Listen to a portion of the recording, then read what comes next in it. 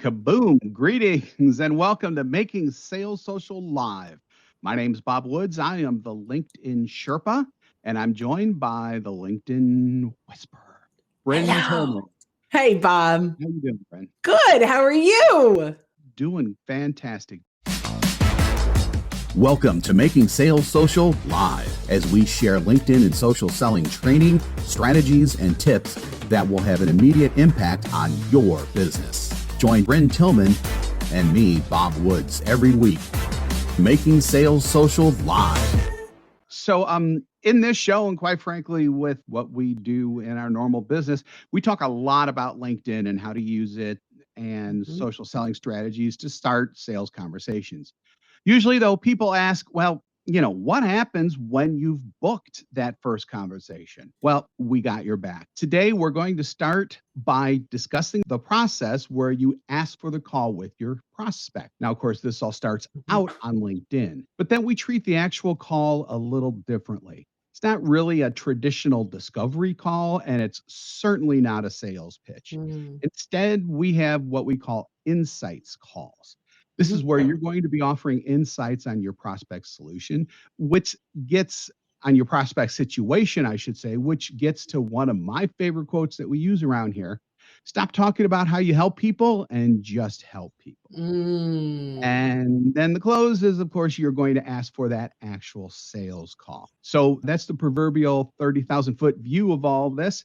Let's get into the nitty gritty of it now, Bryn. I love this. So let's, as you said, let's start with talking about how we're setting up calls. Most of the calls that we are setting up on LinkedIn are not people that raise their hand and say that and said to you, tell me all about your stuff, right?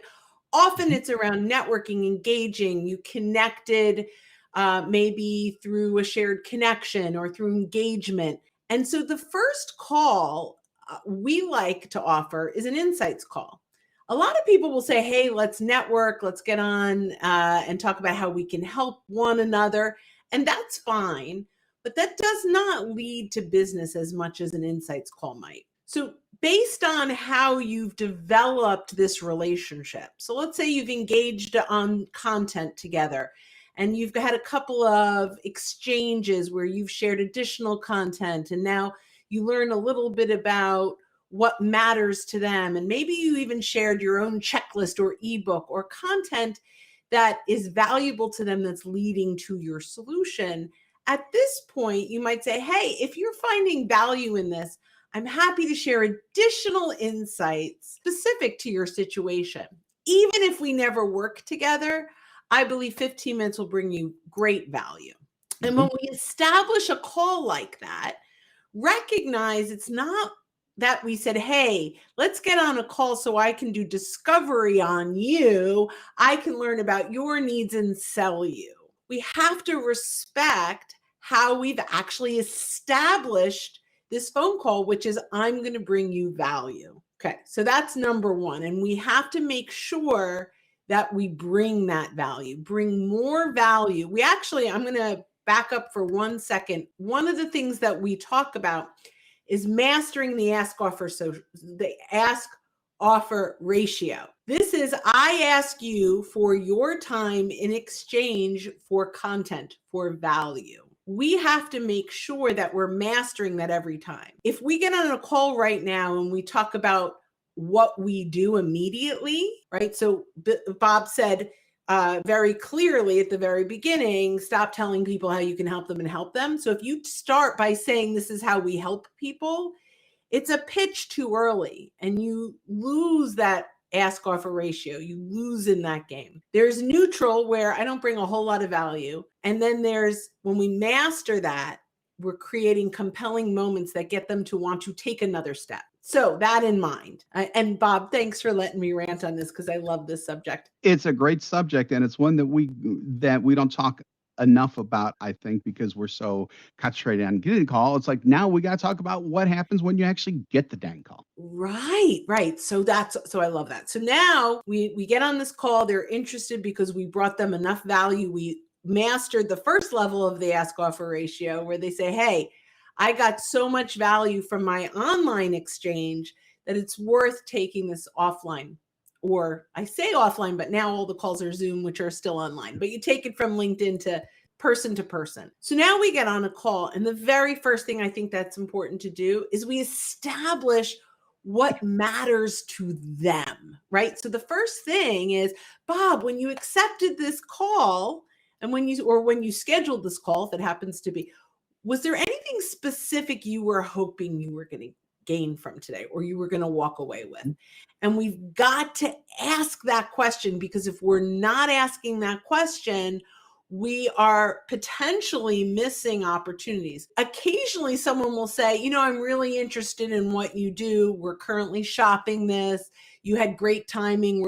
And we need to know that early on. So if we don't ask them their agenda and we just hop into our agenda, we can miss a lot. So I want to make sure that that's the first thing that we ask. And by the way, I say that's the first thing. There's some rapport building up front as well.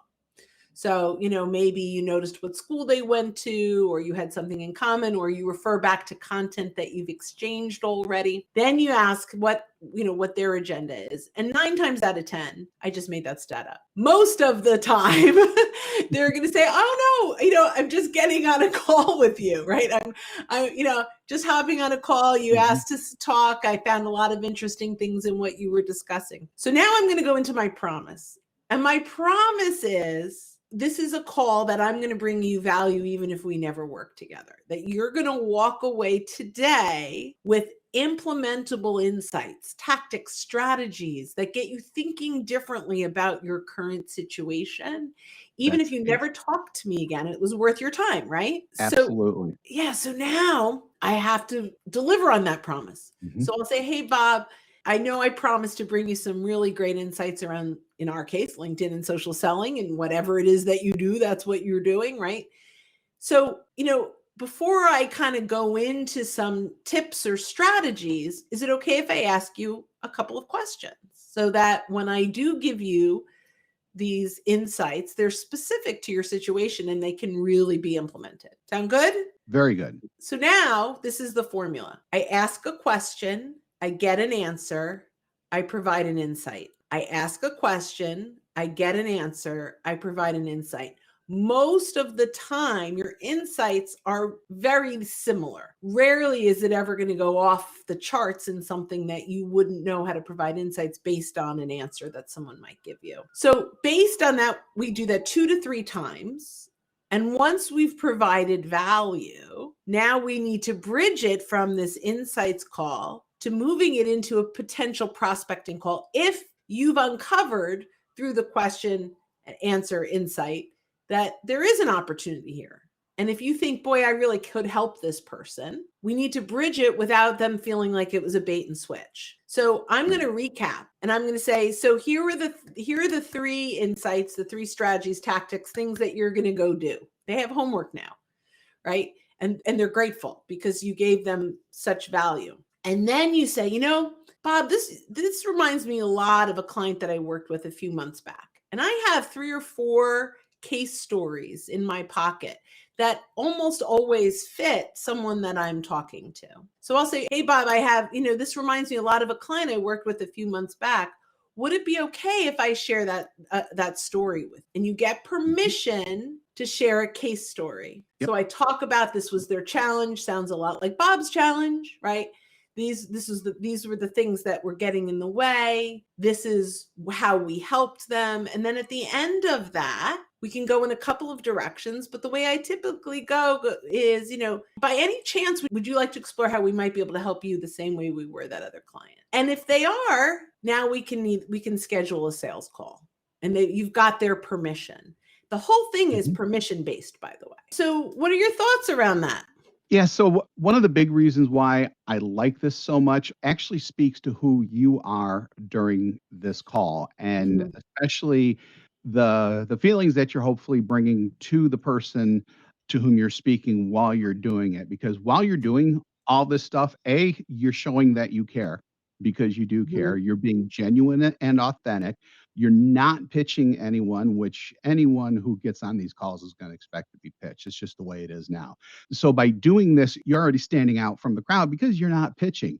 You're also bringing tremendous value that is very specific to their situation, which they're going to think so much more of you because of Mhm. that. You're also, as Bryn said, you're also starting to get them thinking a little bit differently about their situation. It's been my experience that when you get people thinking differently about their situation, that's when that they are open to potentially changing something, potentially adding something, whatever it is you do, Mhm. so that they will be more apt to listen to you and what you're saying, even though it's out of what they're doing right now. I think Love that that. that's very important too. And then the other thing is, just from a personal branding standpoint, you are obviously building yourself at that point as the subject matter expert, Mhm. as the thought leader, whatever you want to label yourself in that point. Because quite frankly, you are the Yeah. subject matter expert. So just demonstrating that and demonstrating to the person on this call that you know what you're talking about only helps you out. And, as opposed to the typical discovery call or dreaded sales pitch call, Mhm. someone is going to come out of this looking at you like the expert, and hopefully somebody that they need to work with because you have all these insights and you know what you're talking about. Love that. And what do we have here? Steve Farber, create compelling moments. That's it, man. That's That's what it. we need to do in so Yeah. many places on LinkedIn. We Yep. need to convert lurkers into engagers. Yep. Compelling moments, when it means that they take the next step. They like something, they accept your connection request. And in this case, when you create a compelling moment, even in a conversation, wherever it is, you're moving it forward, and so, yep, great thought there.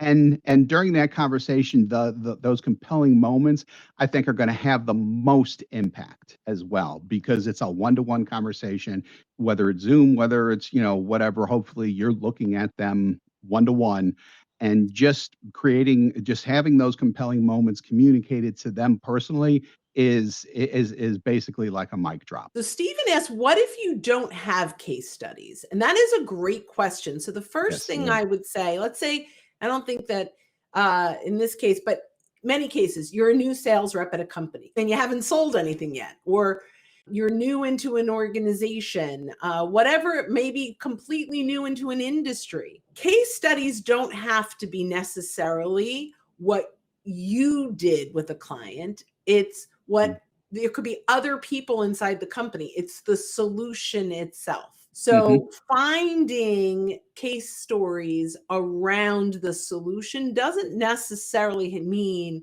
that you created that success story, but the product or service as that success story.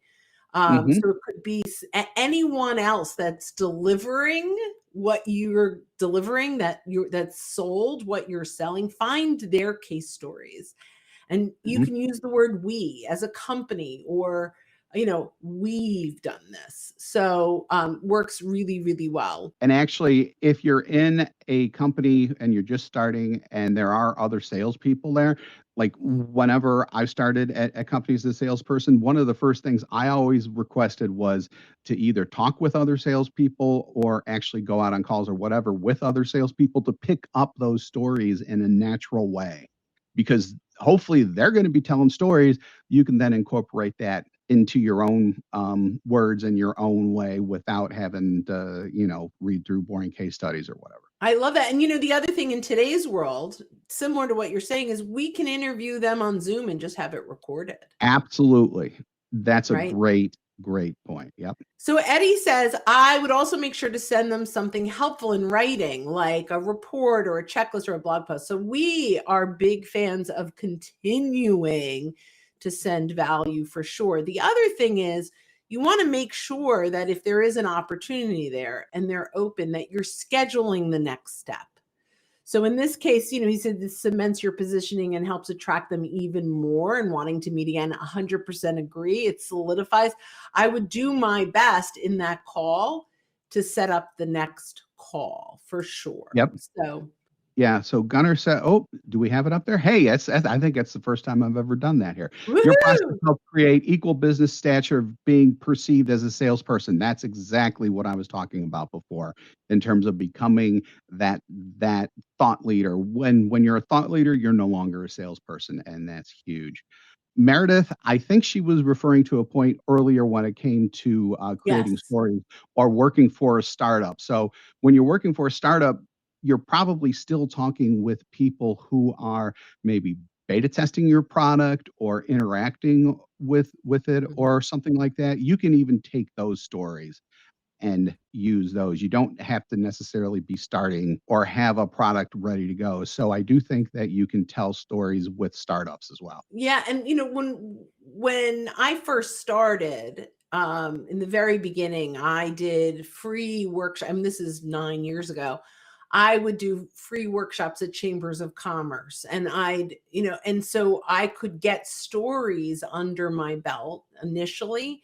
Now, I'm not saying give it all away for free, but if you can help a few people, even I had a couple of barter relationships in the very beginning, so I was able to create stories even before I had a paid client. And so that was helpful too.